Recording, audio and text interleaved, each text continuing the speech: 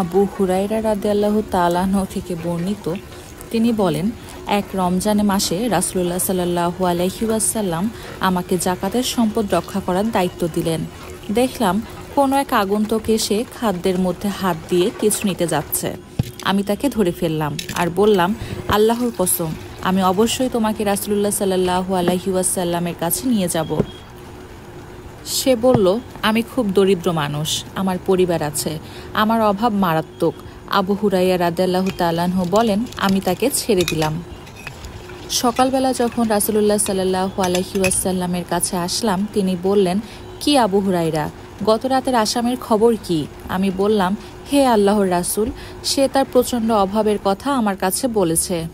আমি তার উপর দয়া করে তাকে ছেড়ে দিয়েছি। রাসূলুল্লাহ সাল্লাল্লাহু আলাইহি ওয়াসাল্লাম বললেন, অবশ্য সে তোমাকে মিথ্যা বলেছে, দেখবে সে আবার আসবে।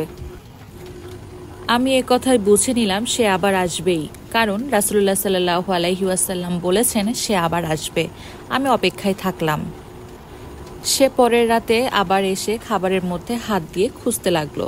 আমি তাকে ধরে ফেললাম আর বললাম, আল্লাহর কসম, আমি অবশ্যই তোমাকে রাসূলুল্লাহ সাল্লাল্লাহু আলাইহি ওয়াসাল্লামের কাছে নিয়ে যাব।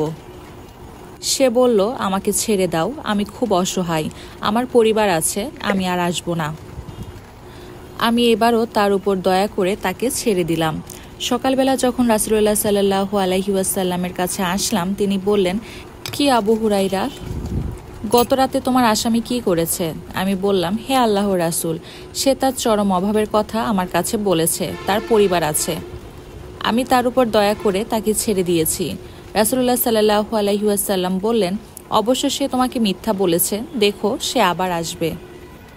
তৃতীয় দিন আমি অপেক্ষায় থাকলাম। সে আবার এসে খাবারের মধ্যে হাত ঢুকিয়ে খুঁজতে লাগলো। আমি তাকে ধরে ফেললাম আর বললাম, আল্লাহর কসম, আমি অবশ্যই তোমাকে রাসূলুল্লাহ সাল্লাল্লাহু আলাইহি ওয়াসাল্লামের কাছে নিয়ে যাব। তুমি 3 বারের শেষবার এসেছো, বলেছো আসবে না, আবার এসেছো। সে বলল, আমাকে ছেড়ে দাও, আমি তোমাকে কিছু বাক্য শিক্ষা দেব যা তোমার খুব উপকারে আসবে। আমি বললাম, কি সে বাক্যগুলো? সে বলল, যখন তুমি নিদ্রা যাবে তখন আয়াতুল কুরসি পাঠ করবে, তাহলে আল্লাহর পক্ষ থেকে তোমাকে একজন রক্ষক পাহারা দেবে আর সকাল পর্যন্ত শয়তান তোমার কাছে আসতে পারবে না। আমি তাকে ছেড়ে দিলাম।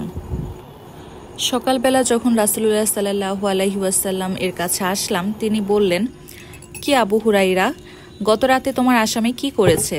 আমি বললাম, ইয়া রাসূলুল্লাহ, সে আমাকে কিছু উপকারী বাক্য শিক্ষা দিয়েছে, তাই আমি তাকে ছেড়ে দিয়েছি।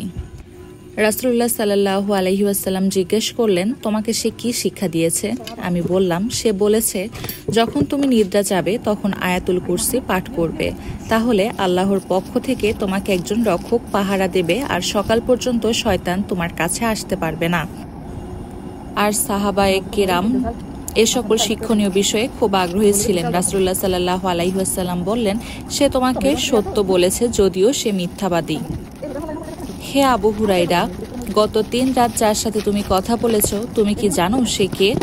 আবু হুরায়রা বলল, না, আমি জানি না। রাসূলুল্লাহ সাল্লাল্লাহু আলাইহি ওয়াসাল্লাম বললেন, সে হলো শয়তান। বর্ণনায় বুখারী।